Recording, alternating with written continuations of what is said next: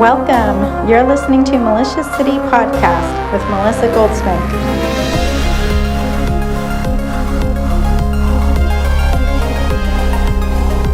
This is your intro doorway keyhole into the world of basically storytelling, and comic books are a great medium to facilitate these ideas and to, get your works down in this world, if you will.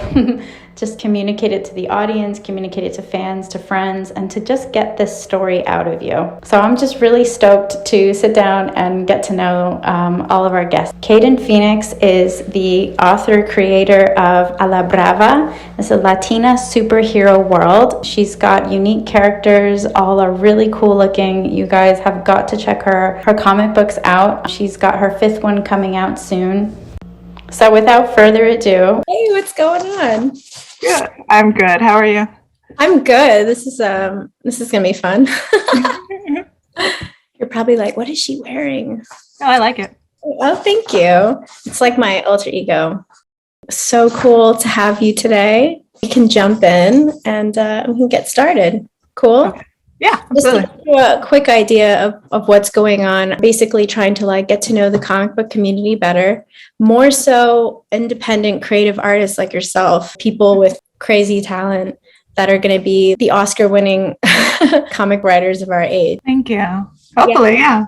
I know. Well, it's just so cool. It's going to be the new rock stars in the next era because we're the ones coming up with all the ideas. We're the ones who are pushing it to film. I'm sure that's something you're going to do eventually.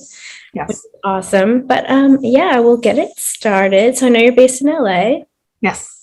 Excellent. And you're born and raised? Mm-hmm. Yeah. And then everything on you is on your website, latinasuperheroes.com. Yes. For the most part, yeah. All right. In your childhood, how did your culture and your family shape who you are now? Absolutely everything about my culture, the way I grew up, my family in particular, I was very sheltered. So I'm very much shaped by, by your surroundings, by your experiences, but that's everybody, not just me, of course. And so absolutely everything I know and, the way I speak and everything that I see does have to do with my family, does have to do with my community as well, and just my own experiences. That's amazing. Yeah. What is your heritage? I'm Chicana. Get to know you. Did you say Chicana, right? Yeah, I'm Chicana. Well, I should know, right? Latina superheroes. I love that. My grandmas, they're from Chihuahua and from Jalisco, and so those are as furthest back as I have. But no, that's good. Have you visited and kind of seen what's going on over there? Chihuahua, yes, of course. She still has family over in El Paso, Juarez side, so that's as everyone in Chihuahua does. And so I grew up going there a lot. Cool. And then for Jalisco, I've been to Puerto Vallarta, but not Guadalajara or anything. Okay. No, that's amazing. That's so cool. All right, cool. So now, growing up, you start school. And how was that when you're a little kid and you're starting school? Do you remember stuff like how it was? And my childhood went by really fast. And like I said, I was really sheltered. So I was in a lot of activities and just literally anything my mom threw me in, I was in. Oh, do you have siblings, brothers, sisters, cousins you're really close to? I have one brother who's 1 year older than me. Oh, 1 year older? Yeah. The mama was quick on the train. That's good. Are you guys, is he really into everything you're doing? No, not really. He does his own thing, which is fine. We always done our own thing. I say he's the boy, I'm the girl, the young one, he's the old one. Everything was we were raised equally, of course, but everything was, okay, that's for you, there's this for me. But, we both were in swim. We both did piano. We both, had to get straight A's. We both had our exact same curriculum and way to follow. Yeah. When you were little, did you have a comic book or a TV series or a movie that took you to this comic book path? I did not grow up thinking I was going to do comics. I didn't know about that at all. And so for that, no. But did I grow up watching lots of movies and TV? Yes. I did not grow up reading comics at all. I read books, regular, novel books. But in regards to superheroes, what I saw, Batman, animated series of Batman, of course, X-Men. Everyone's I'm a millennial, so anything 90s, right? We had the best of everything. So Batman, X-Men series, of course, that was Saturday morning cartoon, and the Disney princesses, those are the ones, that's where I got to see female leads. That's so funny. Yeah, that was like a question I kind of came up with at the last minute. Like, we all know Disney. I wonder if they have a favorite Disney character that they like relate to. Um, I liked Lion King growing up, but then that's just because I'm a millennial. Like, if you ask any millennial, their answer is Lion King. Like, it does not matter. And so I guess that was the most impactful for us at that age. But no, That's Lion cool. King is absolutely great. No, that's awesome. I love that. So it was kind of like, oh my God, who is this Batman guy? It's amazing. I feel the same way, honestly. You have 3 comic books out. Wait, no. You have 5 coming out now, right? 5, yes, yes, I do. I have Bandita's the next one that's coming out, or should be out technically. Yeah, And so yeah, my 5 superheroes are out, and I owe the team one. So A La Brava is the name of the team, and that one comes out that's in right. summer. All the girls together. When did you start writing? Like, did you attend any like schools or like, are you self-taught? Like, how did this like all cultivate in your mind? Writing, I read a lot of books, and then I just felt, you just look up online and you see structure and just keep going over and over again. A lot of my friends are screenwriters as well, so they helped me out because they went to film school and I did not go to film school. So self-taught within a way, but I had really great mentors as well. So you read a lot of books. What kind of novels did you read? What were you into? In regards for the screenwriting, Sid Field, right? Everyone reads Sid Field, Save the Cat. Otherwise, the stuff that I grew up, I had to read in school. Great Expectations, just the little, To Kill a Mockingbird. The ones that everyone has to read. Anything Eugene O'Neill. I liked reading the plays. I thought plays were really fun because they're shorter. So it wasn't painful for you. You were like, oh, okay, I like this. Reading is yeah, well, it takes you to a different world, and so it's just nice. And how did your family react when you started like writing comics? They're fine. I mean, I write screenplays. I don't write comics. I write screenplays and then I adapt it to a comic, but I don't do comic structure in regards to the writers that, they have a box here, then they have a dialogue and they have the action, and then there's a box, I don't do that. I looked it up and I was like, okay, that's fine, but I'm going to do screenplays because I am a screenwriter at the end of the day. That's really cool. I felt like that was kind of the adaptation. When I started to do it, I was like, should I be writing this like a script or do I do a storyboard or like, but I think that's really good that you come from that screenwriting so you can immediately hand it to someone to storyboard and like get the panels going. So that makes more sense to me. Thank you. I do the storyboards actually, but yes, I make it just so it can be faster and it's my angle because I'm also a director. And that's right. You want to see the camera angle. Yeah, and so I can choose the framing size and like how big the box is, the dialogue box, etc. And also then I'll know for sure how many pages it is so that I can know how much to contract them for each artist. Do you draw? I do not draw anything. I draw very scary stick figures. Well, that's okay. You convey a message. That's what matters. That's cool. So when did you start writing screenplays? Like, was that when you were a teenager or like high school? No, way after college, actually. I told you, I didn't get into any of this until way later.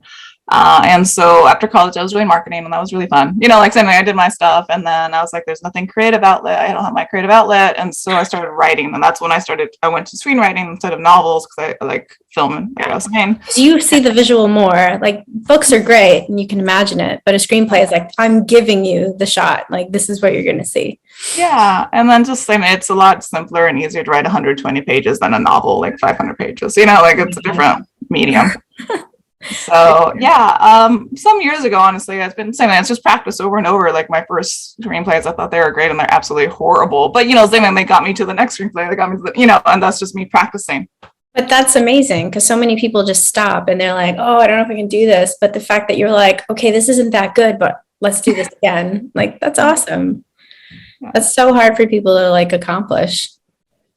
And speaking of which, how did you find I did read a bit about your storyline in your comic, but like what inspired you to write about that? Like these kidnappings and then like these girls like coming in and kicking ass. Well, lots of things. First, it was originally, okay, I want to see Latina superhero on the big screen. And I still do, and I will. And so I was like, okay, if I have 1, that's fine. There's Jalisco. What if I made 5? Because then I increased my chances. And that was I was like, great, here's 5. So I have a bigger percentage that one of those 5 get on the big screen. And I was like, okay, if you have 5, they're a team. They're a team, they're a universe. And it just kind of compounded from there. And so that's what I started with. And that was in 2019. So in January 2019, I contracted all I had I had 6 artists at that time. Wow. So I contacted all 6 artists. That one came out September 2019. And then in regards to writing out, obviously I had to write them out first. I was saying, okay, what do you want to say, right? Because as the author, as a screenwriter, as the writer, you have the power, you have the message, right? So what is your theme is what we call it. But what are you trying to say? Yeah. And, and it broke down, which I realized at the end, it broke down that we don't get our justice, right? Just as females, even less so as Latinas, because we just don't get seen, even less so if you're immigrant, even less so if you're, anything else, if you just keep adding on, we just don't get seen. Economic levels, just anything. And so I just thought of what got me mad. That's how I write. It's really, I don't know. I mean, I enjoy it and I don't enjoy it because I have to get mad. But, it's just like, what gets me mad? Femicide gets me mad. Okay, what else? I have nothing to do. It has nothing. It's not personal, but but I'm never going to be an immigrant in that sense. But, I don't want to be at a detention center. I don't want to get a forced hysterectomy. I don't want to get XYZ. Domestic violence is bandita, gun control within the schools and teen suicide. Saying as a millennial, we didn't have gun shootings, so I got really lucky. But, it's like now the kids aren't as lucky nowadays. And so little things that something we just don't get saved, we don't get our justice for. You're being really real in a very I don't want to say a fun way because, well, it is kind of fun because your characters are colorful and pretty and it's engaging, right? This is what's going on, guys. Pay attention, learn something from here. Yeah, it's very grounded. But it's for that reason, their powers and some of them, 2 of them just have skill. They don't even have powers, but they're grounded within reason. They don't need to fly. They don't have lasers shooting out their eyes. They don't control the storm or the weather, because that's just absurd. But, but they will save you. They will shoot the gun at you and hit the, ricochet off the wall and hit you, right? Because it's, it's not too far out there. Almost like realistic talents. Yeah. I felt that way when I saw that movie Kick-Ass. I was like, I bet I wonder if anyone's actually tried this, go out there and actually try to be a hero, which is what your girls are all about. And they're actually going out in the world, as dangerous as it is, and putting themselves out there to help others. Yeah, and that's not their intention when they go on the path. Jalisco saves her mom. That's all she wants to do is save her stolen mom, which is taken. It's the reverse taken. But, she inadvertently becomes a hero because of that, because she takes down the femicide, the girl that's in charge of the femicide. Yeah, that's a crazy storyline. I'm blown away that you nailed it to that. And I was almost a little worried. I'm like, oh my God, I hope this didn't happen to her. And it's not even just you. It happens all the time. The fact that you're showing a spotlight on that situation is amazing. That's crazy. I know you've put all these comics together and you've written your screenplay and you're all on this. And this is a crazy creative journey. And I know you also direct and everything. But so how was it when you went to your first Comic-Con? Because that must have been pretty wild. I went prior as an attendee. So for years and years, so it wasn't much difference. I'm on the other side of the table, so I couldn't have as much fun, honestly, because I couldn't walk around. But I could walk around in the mornings before the show opens, But I liked it. I enjoy being on the other side of the table. Just, you stand and the people come to you instead of you running up to whichever what brought you there? Why did you go? Let's check out. Oh, from years ago, because it's Comic-Con. The San Diego Comic-Con was the main one. Yes, that's right. You're a bit of a nerd. You love your Batman now. Did you love the cosplays, or did you want to check out the comics or the actors and talent? No, I like the toys. Honestly, I love designer toys. Designer toys are my favorite thing, and so I liked designer toys. That's the reason why I used to. That and it was fun. Not that I collected comics. I do collect comics now, but I did not prior. It was really because of the toys. I really like toys. Is Bandita's gonna have toys? All of them will have toys eventually in the future. I'm saying, I can write Mattel, but they're gonna be like, "Who are you?" Or Funko. But in the future, I will have my little Funko Pops, and I will have of course. So just throwing this in there, but I've been looking at 3D printers. What if I could just make my own shit, But I don't know, maybe that could be something you might be interested in. Although it would be amazing to get something through McFarlane Toys. Actually, I have a 3D print of Jalisco, actually. No way, you have one? So that's Jalisco. Oh my God. I broke this blade. I broke one of the blades because she kept falling over. But that's Jalisco, literally 3D. Look how wow. Cool. But that's pretty good. Yeah. What material is it? It's plastic. I'm sure it's plastic. But it's really fun. Obviously, it's not painted or anything, but that's a 3D. Like you said, it's a prototype. It's to be sent to the factory so that they can reproduce it. Yeah. In mass. Probably, I don't even know what. Probably PVC or plastic. I have no idea. So cool. But it's not. There's problems right now with the Vietnam factories that I'm talking to, et cetera. And so I don't have anything going yet. But that was a future plan. That is a future plan still. You've got it all laid out. I love that. So then what about being on the other side and being at your first table and you're like setting up and yeah, so San Diego was actually my first one obviously on the table side as an exhibitor last year at San Diego Comic Con special edition. So it was Thanksgiving weekend. It was a lot less people than what the usual Comic Con is, which is fine. I enjoyed it. It was really fast. It went by, the days flew by, right? Just because there's so many people left and right. I had cool news people came by, ABC7, Newsy came by. A few of the smaller outlets came by as well and interviewed me at the very top of the days. I enjoyed it. I enjoy people. I enjoy speaking to people and talking to them. Just informing them. You see the kids, they smile when they see my little Barbie doll of Jalisco. So little fun things. Yeah, you've got both sides of the spectrum. You're a creative and you're managing yourself really well. I mean, honestly, that's I'm still gaining those abilities, putting myself out there, talking more, which is, why I kind of wanted to do this podcast, because there's just so many talented people out there. And it's like, who are these people? What is this community? Do you talk a lot to other artists or like creators or writers, or do you have like a team of producers that you like build with? I speak to my artist almost every day. It depends on the artist. I have 4 books going always at the same time.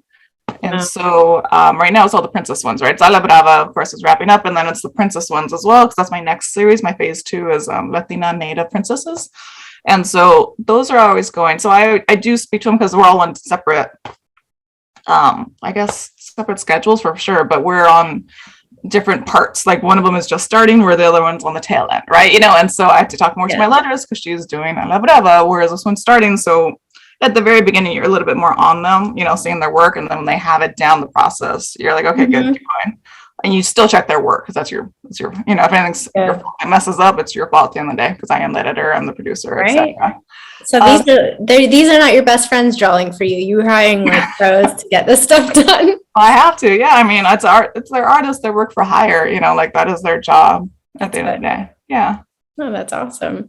So of course we just went through COVID and we had to deal with all this stuff, but how did it affect you in your work? Were you worried, everything stopped? You still kept pushing? I'm sure. I mean, we work from home. It's not like we have an office. We're international. Most of my artists are in Mexico. So it doesn't matter. Like they work with their house or their apartment. I work here as well, so workflow continued. Of course, there were some things like you have to let them have the extra days, like a couple, their parents, different artist parents passed away. So you have to, you give them the extra, okay, of course, you got X amount of weeks off, because I can't say anything. And I wouldn't anyway. But they told me and they asked, and I was like, sure, of course. Oh my God. Did it like affect your personal life going through all that, like lockdown? No, my family is actually pretty healthy. My family, like, we're very fortunate. We're pretty healthy. So really good. Yeah. Yeah. Some people use it as a blessing in disguise, and actually you get to spend more time with your family and you actually get to work on more of your passion projects, right? Yeah. Did you start any screenplays that you're like, I got to get this made? I always do screenplays, actually. So when I don't, right now I'm on my princess series, but prior to that, I do different screenplays that I was like, okay, good. It's good to have this just in case I can also pitch it, besides obviously my superheroes and my princesses. And so, I always work on different things. Obviously, if I get hired for something, I'll take the hired work first. But yes, is the answer. Okay. So you do work for hire as well. Of course, yeah. Oh, that's awesome. Okay, so you're working and you're creating for yourself. That's excellent. And I keep catching. I'm so sorry if I missed it, but you keep mentioning princesses. I know you have superheroes and you have princesses too. I do, yeah. So it's kind of the exact same thing. It's called the Majestics. So instead of La Brava, it's called the Majestics at LatinaPrincesses.com. Even though it's native and Latina, but it's LatinaPrincesses.com. Majority of them are Latina. And it's their coming of age stories. It's their adventures into how they became princesses within their own worlds, right? They're all different worlds, and at the end of the day, on the sixth book, they become a team called the Majestics. Oh, wow. Yeah. Oh my God, that's cool. So you've got like two different worlds, but very different, but kind of similar in a sense, right? That's awesome. These are definitely younger. They're younger Okay. skewed. They don't deal with social justice. They're just cute. Here's an adventure. Oh, okay. It's much more scholastic and Disney than a little more all audiences. Yeah. That's so cool. I love that. I saw on your website, do you work within the community? My nonprofit. Yes, your nonprofit. I'm so sorry. I'm like, oh my God. What do you do with the girls? Well, it's a nonprofit. It's a 501c3 nonprofit. It's called Chicana Directors Initiative. And so it's for Latina directors and Latina cinematographers, to solidify our base so that we can start getting studio work. Okay. It's really good. We started 2019 as well. And then, just keep expanding. We have fireside chats with producers. We have mixers, panels, workshops, just the like of what all of our organizations have. I enjoy it a lot. They're really great group.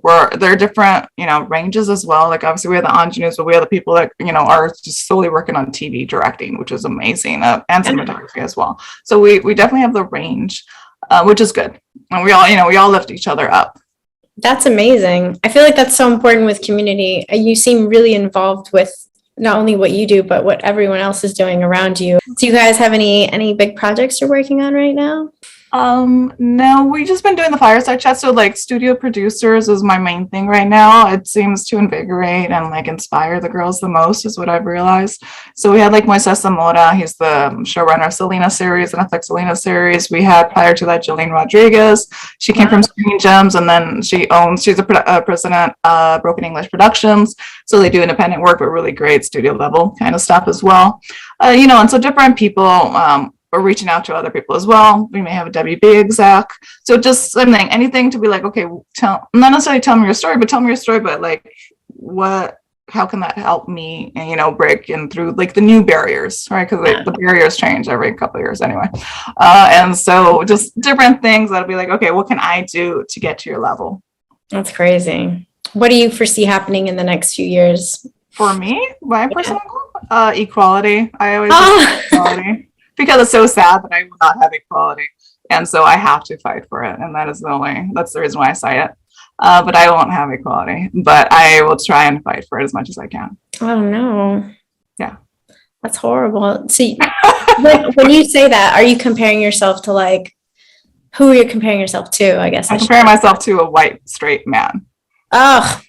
So, we live in a patriarchal oppressive society. And so why aren't I equal to this person here? Because they say so. That is the only reason, and like they judge and they tell you so, but they'll treat you so as well. That's crazy. I must be, I don't know if it's me, but like, I feel like I never saw that. And maybe it was happening to me and I just didn't know, but I never thought that I was different from anyone else.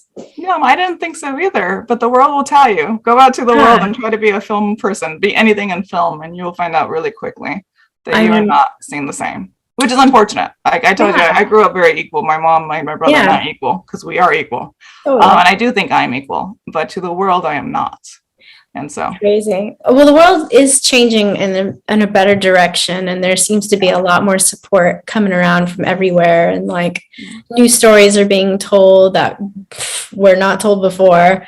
So it's kind of like intriguing to see where the future is going to go. And I really love that you have this foundation with the nonprofit, because you're giving a voice and you're uplifting so many people. Like, I love that. Like, I'm like, how can I help? What can I do? Do you have any advice for like anybody that would like to advocate to the cause or join or? For the cause, for Latina directors and Latina DPs, defend them. I see so many people that do not defend me on Facebook. I don't need people to defend me because I can defend myself. But I notice that there's so many people that will not defend me on certain points. On certain points they will, on certain points they won't. Me being a feminist, though, because I do believe in equality of genders, no one defends me, which is so sad. Like it's just like blows me away. Yeah, it's just like you're protecting the sexist person, and that's just like, why? Status quo. That's a good thing. And like saying you're a feminist, people are like, oh, right, as if it's a bad thing to believe in equality. And so I just find it very twisted because of the society that we live in. Totally. It's almost like they shy away from it. Like, no, that's not happening. Right? Yeah. No, I hear you. I hear what you mean. So you've got a lot of work ahead of you. Yeah. But I think you're doing amazing, and you've been so active on every level of like your professional career, your self-development, your community, and it's amazing. You're a hero yourself, Kayden. Thank you. I know we're wrapping up a little bit here, but I wanted to know, well, I guess we kind of answered this a little bit, but I was wondering for the rest of the year, what do you have planned and coming up? And I know you're finishing your books and everything. Are you even thinking about 2023? 2023 starts my phase 3 actually. So I have my phases, and then A la Brava will start also on their sequel, so on their volume 2. So for Christmas or holiday season, I'm going to have a hardcover of it's called an omnibus, but all of volume 1, so all 6 of the books will be in a hardcover, just one book itself, and that'll be coming out during holiday time. And then meanwhile, same thing, I'm working on my princesses because La Brava's done, and will be out, but that one's gonna be done. So I have my 5 princess books plus the 6th one. I still have to write 2 of them because I'm kind of behind. I'm not behind, but I'm behind in my mind. I'm behind. And so same thing, I still owe in regards to me being a writer. I owe those, so then they can start the artists on the next ones. And then volume 2, I actually hired writers for volume 2 of A la Brava. So I'm not the writer on those. So it's nice to take some, gives me some time. That's cool. So you can have some new writers come in and help out. Yeah.